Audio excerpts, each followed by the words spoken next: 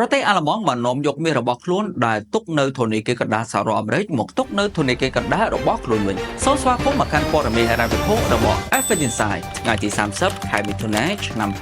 2025យោងទៅតាមលោក Peter Boehringer ស្ថាបត្យករនៃកម្មវិធីធ្វើសមត្ថភូមិនិវត្តន៍មាសរបស់ប្រទេសអាល្លឺម៉ង់បាននិយាយថាអស់រយៈពេលជាច្រើនឆ្នាំមកហើយដែលខ្ញុំគឺជាមនុស្សតែម្នាក់គត់ដែលសាកសួរអំពីសំណួរទាក់ទងទៅនឹងមាសរបស់ប្រទេសអាល្លឺម៉ង់នៅសហរដ្ឋអាមេរិកដែលវាត្រូវចំណាយពេលរហូតដល់6ឆ្នាំដើម្បីទទួលបានចម្លើយហើយយើងក៏ទើបតែនាំចូលមាសរបស់យើងមកវិញនៅឆ្នាំ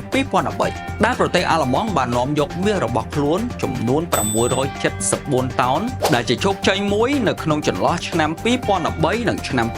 2017ដែលប្រទេសអាល្លឺម៉ង់បាននាំចូលមាសរបស់ខ្លួនចំនួន300តោនដែលតម្កល់នៅឯធនធានគេកណ្ដាលសហរដ្ឋអាមេរិកនិងចំនួន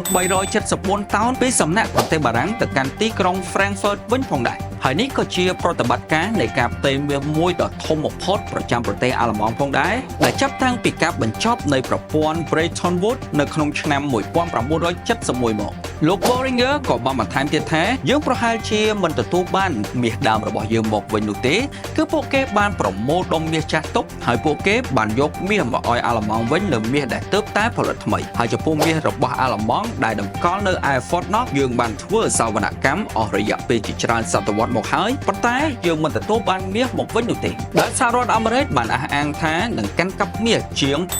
4500តោននៅឯ Fort Knox ប៉ុន្តែមិនមានសវនកម្មឯករាជ្យពេញលេញទេចាប់តាំងពីឆ្នាំ1953ហើយការត្រួតពិនិត្យចុងក្រោយគឺនៅឆ្នាំ2017នេះបើយោងតាមក្រសួងហិរញ្ញវត្ថុរបស់សហរដ្ឋអាមេរិកការខ្វះតម្លាភាពនេះបានជំរុញឲ្យមានការត្រួតពិនិត្យឡើងវិញជាពិសេសពីសមាជិកសភាក្នុងប្រទេសអាល្លឺម៉ង់និងប្រទេសអូទ្រីសហើយលោកក៏បានបន្ថែមទៀតថាយើងបានទុកទុនបម្រុងមាសរបស់ពួកយើងនៅនឹងគេហើយយើងបានជឿទុកចិត្តលើប្រព័ន្ធប្រាក់ដុល្លារអាមេរិកបន្ទាប់ពីសង្គ្រាមលោកលើកទី2មកគឺដោយសារតែយើងមិនមានជម្រើសការស្ទង់មតិថ្មីនៅក្នុងឆ្នាំ2025នេះដោយស្ថាប័នរូបិយវត្ថុនិងហិរញ្ញវត្ថុជាផ្លូវការ OMFIF បានឲ្យដឹងថា70% នៃធនធានគេកណ្ដាលបានលើកឡើងថាការអស្ថិរភាពនយោបាយរបស់សហរដ្ឋអាមេរិកកំពុងតែបង្អាក់នៅការកាន់កាប់ប្រាក់ដុល្លារអាមេរិករបស់ពួកគេចំនួន37% នៅឆ្នាំ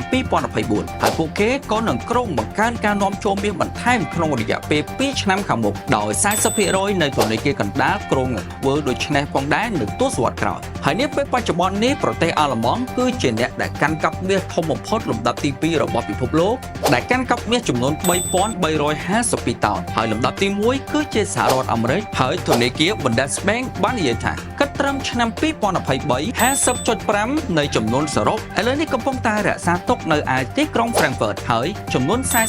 49.5% ទៀតគឺកំពុងតែរក្សាទុកនៅឯសហរដ្ឋអាមេរិកចំនួន1200តោននិងចក្រភពអង់គ្លេសចំនួន476តោនហើយលោក Boehringer ត្រូវបានគេសាកសួរសំណួរមួយទៀតថាតើពិភពលោកនឹងទៅជាយ៉ាងណាប្រសិនបើចំណែកនៃទុនបម្រុងលុយដុល្លារអាមេរិកបានធ្លាក់ចុះចន្លោះពី50ទៅ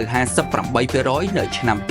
2035ដូចទៅនឹងការរំពឹងទុករបស់មូលនិធិរូបិយវត្ថុអន្តរជាតិលោក Boehringer ក៏បានតបទៅវិញថាវាគឺជាការបែកបាក់ហើយពិភពលោកគឺមានតែមាសមួយតែប៉ុណ្ណោះដែលជាទ្រព្យសម្បត្តិដែលមានសុវត្ថិភាពសូមអរគុណចំពោះការតាមដានព័ត៌មានហិរញ្ញវត្ថុរបស់ FX Insight